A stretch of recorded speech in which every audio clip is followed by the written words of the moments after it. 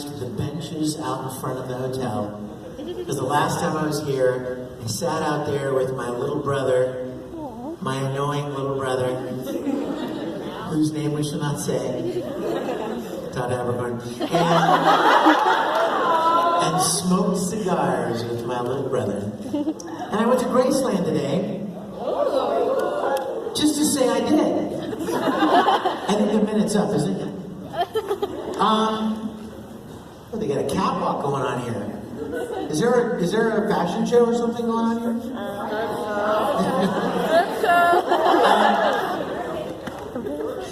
I have nothing to work. No, you know what? I've been here all this time, and so many times, and I've never been to Graceland. You know, I'm not a huge Elvis fan, so I didn't, no big deal.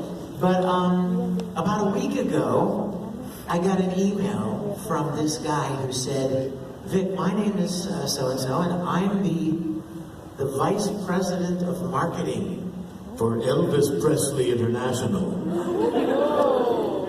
And he said, I noticed that you were coming to Memphis, and I'd love to give you like a little VIP tour. He's a big fan of the Star Trek series that I do. See, that means you should watch it. And she's adorable. And so I went over there this morning with my college friend of mine who lives in town, and we had a quick little tour, but it was neat. It was neat to get to see it and remember so much of that. You know, I remember a lot of that. I was kind of around when it happened, so makes me feel old. He had a car that I used to have.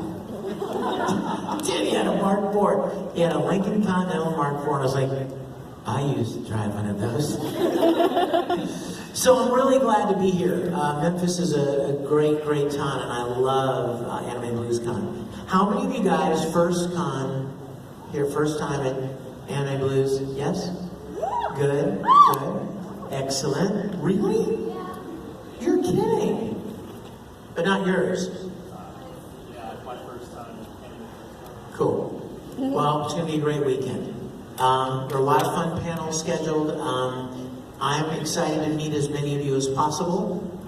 And please come and say hello whenever you see me around. Let's see, before we get into kind of questions and stuff, is there anything I need to tell you? Let's see. Watch Star Trek Continues. I mentioned that, didn't I? How many of you know about my Star Trek series? Okay, not enough of you. Alright? Okay, you know how you like anime? You know how you like video games and different the things that you have a passion for, right? When I was a little kid, it was all Star Trek. I mean, I loved the classic Star Trek from the late 60s, the original. I loved it so much. I ate, slept, and breathed that show. I mean, insane. I would lock myself in my room all day long and build little models of the Enterprise and watch episodes. And I drove my mother insane with Star Trek. She used to call it Star Trash. Because she was like, I can't bear another word about Star Trash. And oh my gosh, my uncle used to tease me because I took it so seriously, right? I mean, Star Trek was everything. And my uncle would go, oh, you like Star Trek? Dr. Spock? Beep, beep, beep, beep. And I'd be like, it's Mr. Spock! Stop calling him Doctor! Like, I took it so seriously, right? And my mom got tired of making me uniforms, so she taught me how to use her sewing machine so I could make my own. And I did. And then I started rounding the kids in the neighborhood up and making them wear the uniforms that I had made and playing Star Trek. Making little 8mm movies of Star Trek. And I would make little cardboard sets out in the woods behind the apartment building. I was obsessed. Are you getting that impression? Okay, in fact, I'm going to scare you a little bit more. There were not video recorders at this period in history. So we had audio cassette recorders. Anybody still have cassette tapes? Is that even still a thing?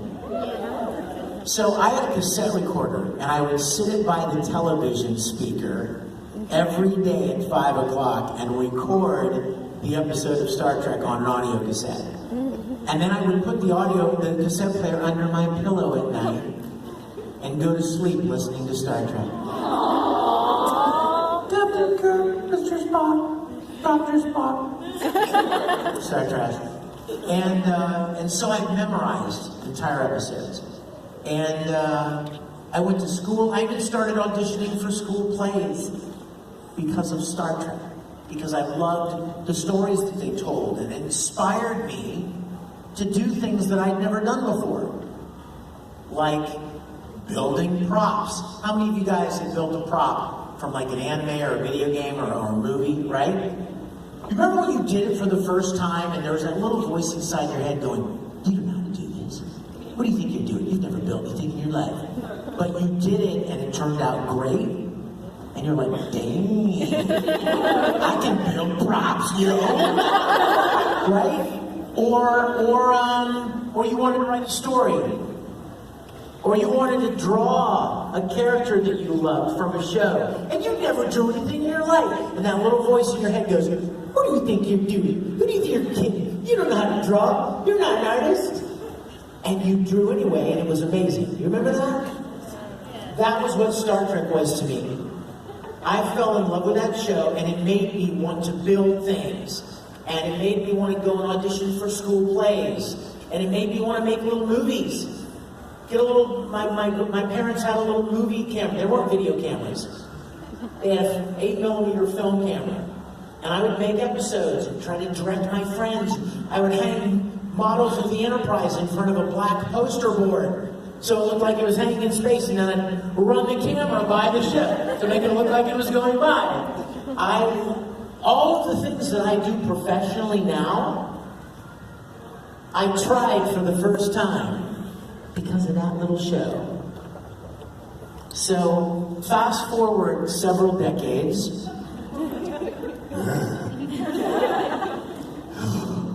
And about 5 years ago, I decided that I wanted to make a Star Trek episode the way I remember Star Trek.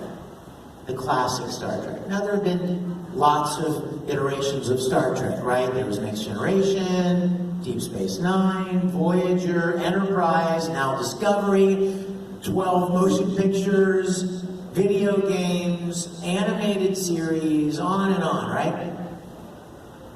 But I wanted to make an episode of the original Star Trek the way I remember. And I wanted to play Captain Kirk. It's my dream. I mean, it's like your childhood dream, right? So I rented a building, and I spent a lot of money to build all of the sets, and we rebuilt the entire soundstage from the original series of Star Trek. You guys aren't streaming video in here, are you? Can you stream from the internet? Are you guys connected to the internet in here? Can you stream? It's a good thing. Because I would lock the doors and make everybody stay in here. And we can watch Star Trek. Okay, anyway. So I rounded up a bunch of my friends, actor friends, voice actor friends, production friends, people who knew how to run camera, people who knew how to light, how to run sound, how to do makeup, how to do wardrobe. And we made an episode of Star Trek, and then we put it on the internet, and people enjoyed it a lot. Oh my God. That's just happened. Here comes the sun. Here comes the sun, and I say, it's alright. I love that. That's good. I'll come up with another song in just a minute. I don't have a part in it. So we put this episode out, and people really enjoyed it. So we launched crowdfunding campaigns to make more. And today, we have 11 full-length episodes out. Is there anyone here who's seen all 11 episodes? Have you really? Dude, give me something. You're the best. Oh yeah, I love you. Anybody else?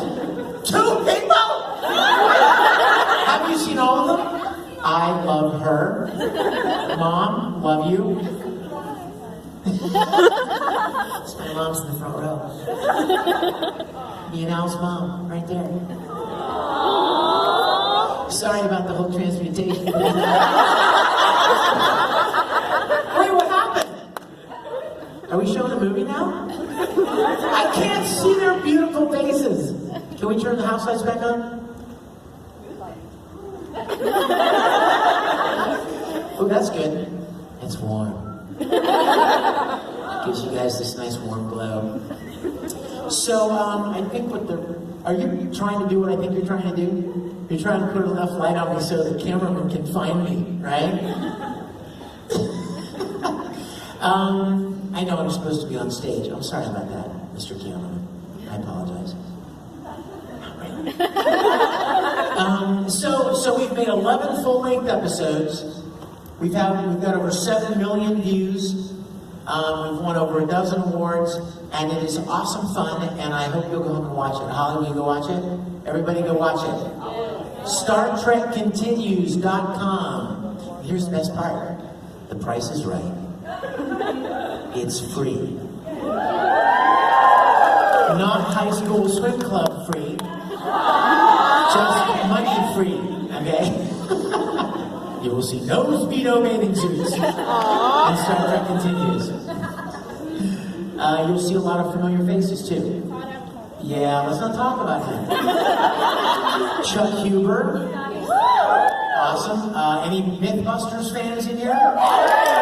Grant Imahara from Mythbusters plays Sulu.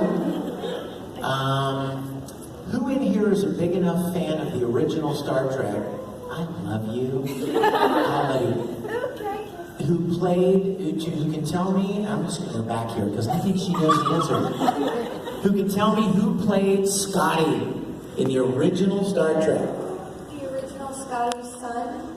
No, who played Scotty in the original Star Trek? Oh,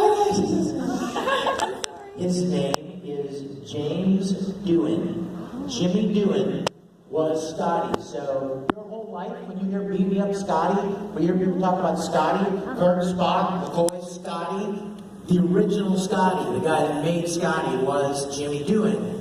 His son, Chris, is playing his dad's role in our show. It's the neatest thing ever. We've got guest stars in our episodes from Doctor Who.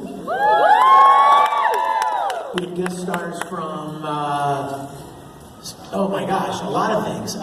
From Star Trek, from Star Wars, from, oh my gosh, anybody remember the Incredible Hulk? Yeah. Lou Ferrigno? He played a role. He's awesome. He's green. How cool is that? Buffy, anybody know Buffy? Farscape, Buck Rogers, The Expanse. Does anybody have been watching The Expanse on television? Cool show. We've had a lot of great guest stars, is the point. And so please go home and check it out. Promise? Or this Edward will transmute your feet and stick them on your head. She can do it. I've seen it. Or tell your family members. I bet your dad likes Star Trek. If you don't, or your uncle, or school teachers, or neighbors, so check it out. And so yeah, that's kind of my passion project. That's been my kind of dream project. We haven't charged any money for it. We're not making any profit from it. We just love Star Trek, and we want to make episodes of the original series. Here's the best part, you guys. How many of you know that Star Trek, do you remember at the beginning of the original, did you ever watch an original series Star Trek episode? Do you remember at the beginning where Captain Kirk used to say, "These are the voyages of the Starship Enterprise. It's 5-year mission." He used to say that, to explore strange new world, right? They didn't have a 5-year mission. They were canceled in their 3rd year of television.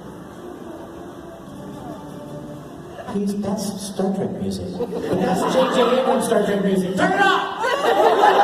Anyway, so they only had 3 seasons. Now the next time you saw Captain Kirk, Mr. Spock, was 10 years later in Star Trek the Motion Picture. Well, by then, Captain Kirk had become an admiral at Starfleet. He wasn't even the captain of the Enterprise anymore. And Mr. Spock had gone back to Vulcan. Dr. McCoy had quit the service altogether. So I'm like, wow, what happened in those 10 years, right? So my plan with Star Trek Continues was to pick up right where the original series left off and end right where the motion picture begins. So we tell all those stories. We tell that story and leave everybody right where they were when the motion picture begins. So, are you gonna watch it? Yes! Good. It's free. Did I mention that? You're like, what's he trying to get out of this? Nothing. I'm trying to give you stuff. I'm working on a lot of anime right now. I'm working on a lot of shows right now. One that there are a few that I'm really excited about. One is Bungo Stray Dogs. That's a really cool show. Ruby. Yeah. You like Uncle Crow? Well, Uncle Crow likes you. Let's get a drink later. Let's celebrate our friendship.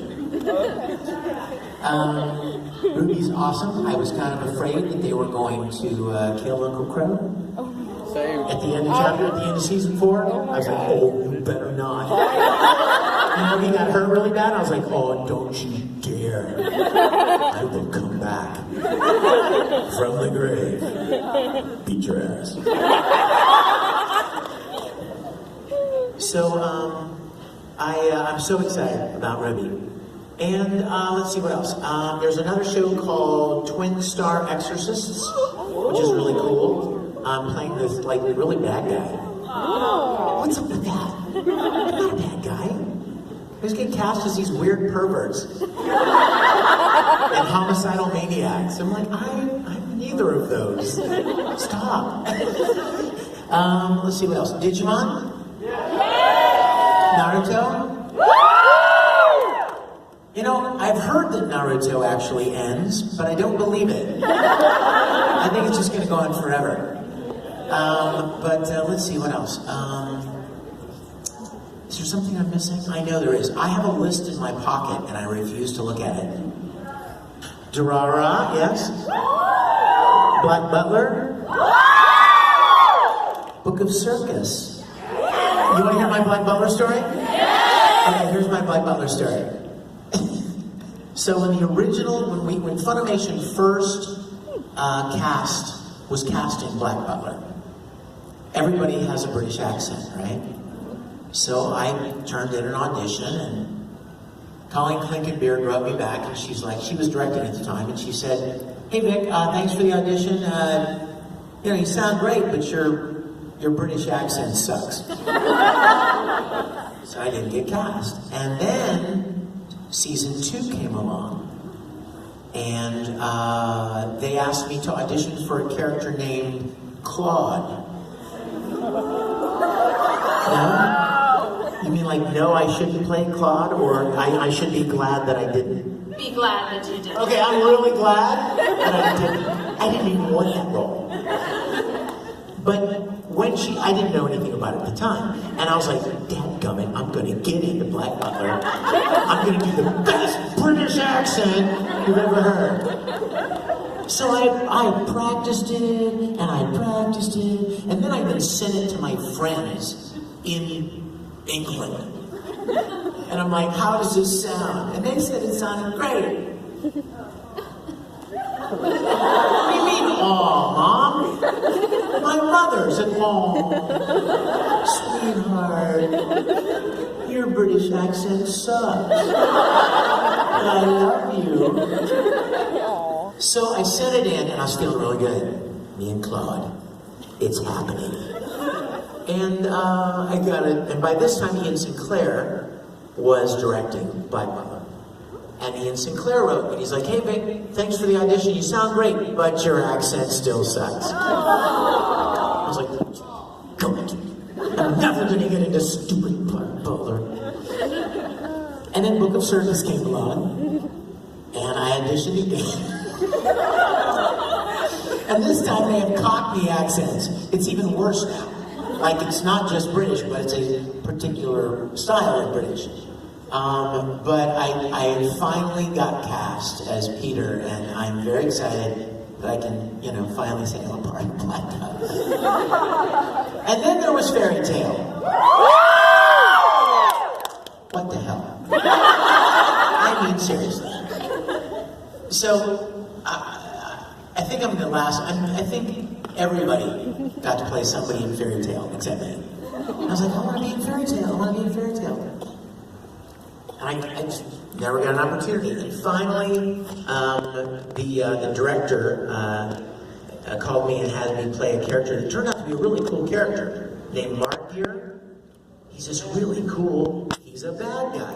Again, he's this homicidal maniac. So, what else? Is there anything else? Let me look at my list. I should look at my list. Free! Oh my gosh, did you know that there are a whole bunch of free movies coming out? You know that, right? I mean, you know that their movies were made, right? You know that they made free movies. I'm not saying we dubbed them, I'm just saying they made free movies. Because I don't want to get in trouble. And say anything I'm not supposed to say. But, let's see, anybody know, does anybody know, Show by Rock? Oh my gosh, what a great show. I love that show. This is a very long list. I'm not going to read this list. It's just too long. Oh my gosh, it's way too long. Let me see if there's anything else that I can tell you about. See, that was a while ago. Attack on Titan. People don't even know that I played the character in that. I'm like, oh yeah, I played a guy that got bit in half. Oh, that narrows it down, doesn't it? Oh, so then you can be one of 15 guys. No, I played this character named El Jin. And I call it the Darth Maul syndrome. Do you know the story about Darth Maul in episode 1? Yeah.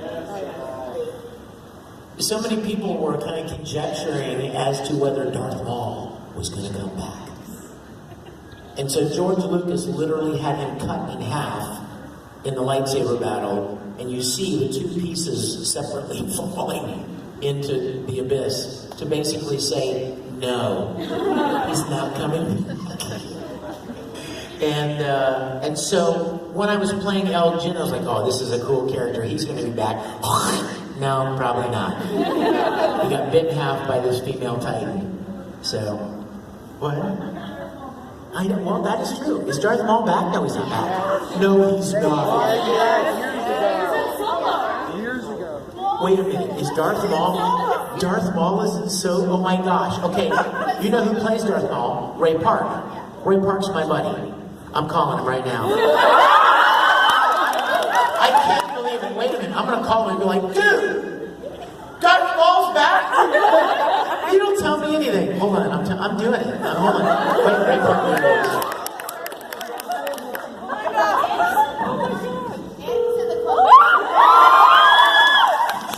We don't want him to know that there are a whole bunch of us in this room.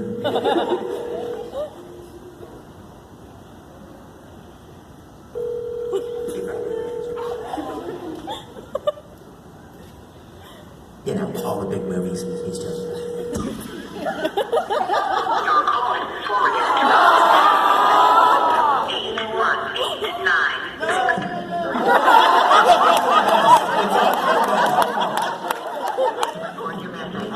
When you have finished recording, you may hang up or press 1 for more options.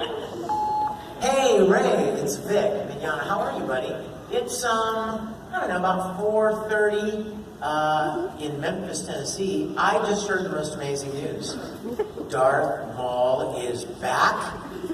What? I am so excited, dude, and I want to know if you were excited. And I'm in a room with a lot of people who love you. Say hi, Ray. Darth Maul forever. Oh yeah, and I accidentally broadcast your phone number. What was that? You know what's funny? What's funny is I was just standing there waiting for Mark, and I noticed the people's faces. I was like, why are they making that face? Oh my God!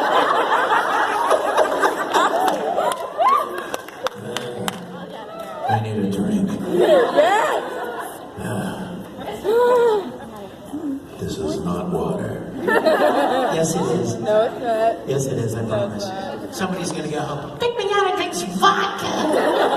He puts it in a water bottle so nobody knows. Vic Mignogna's a jerk. He's a pervert. Good times. Yeah, I did a convention in Australia with Ray Park, and we went out to this park.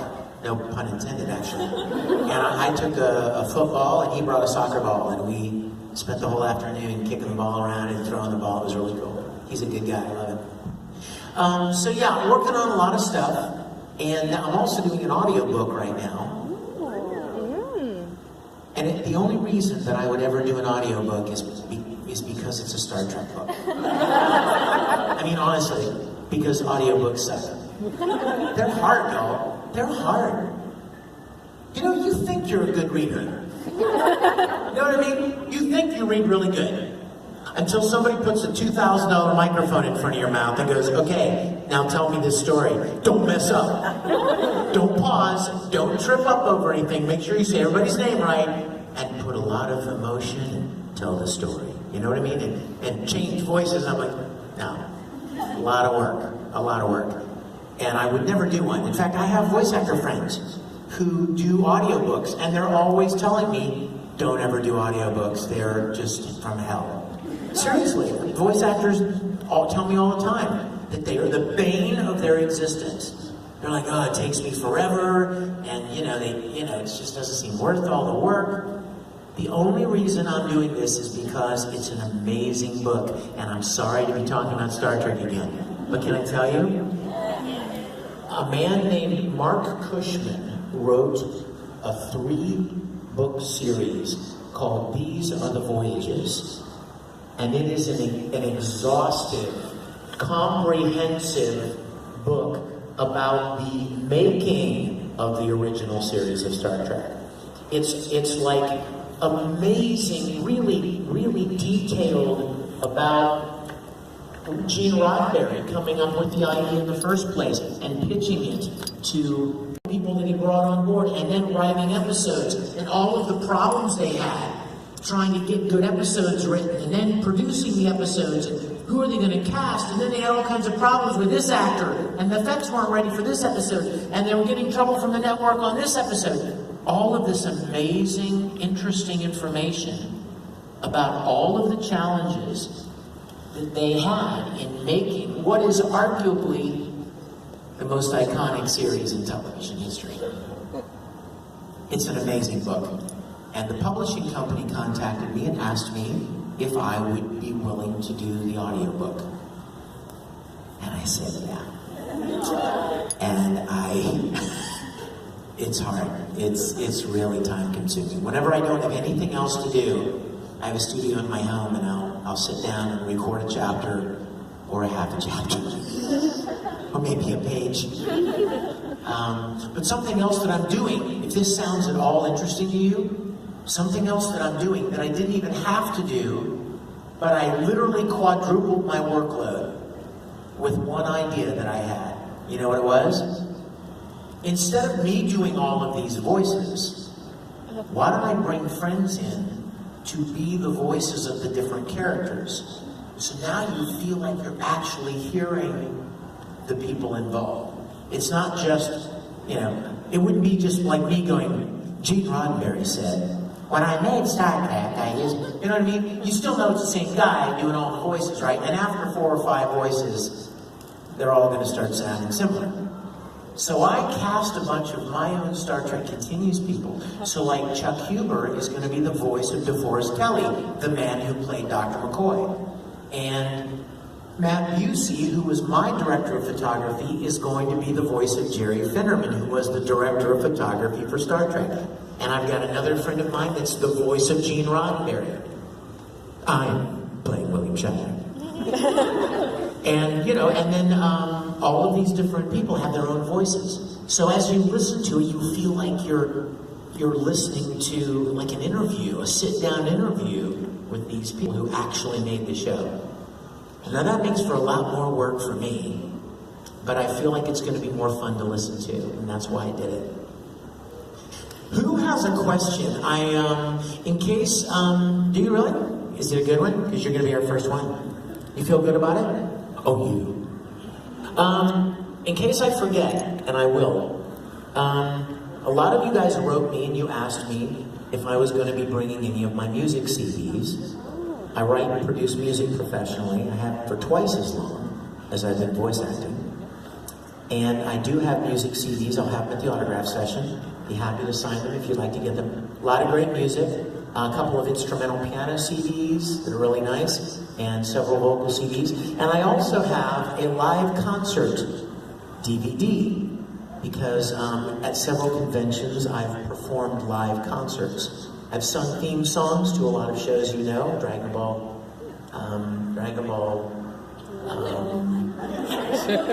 Z Kai. There's so many freaking Dragon Balls. I was thinking, no, it's not Super. No, it's not. It's TV Kai. And One Piece. I've done several One Piece themes. Songs from Full Metal. Songs from Warren High School. So I do these concerts. And one time I did a concert at a big convention, and they had great cameras set up. And they had fog machines and colored lights going, you know, like computer control.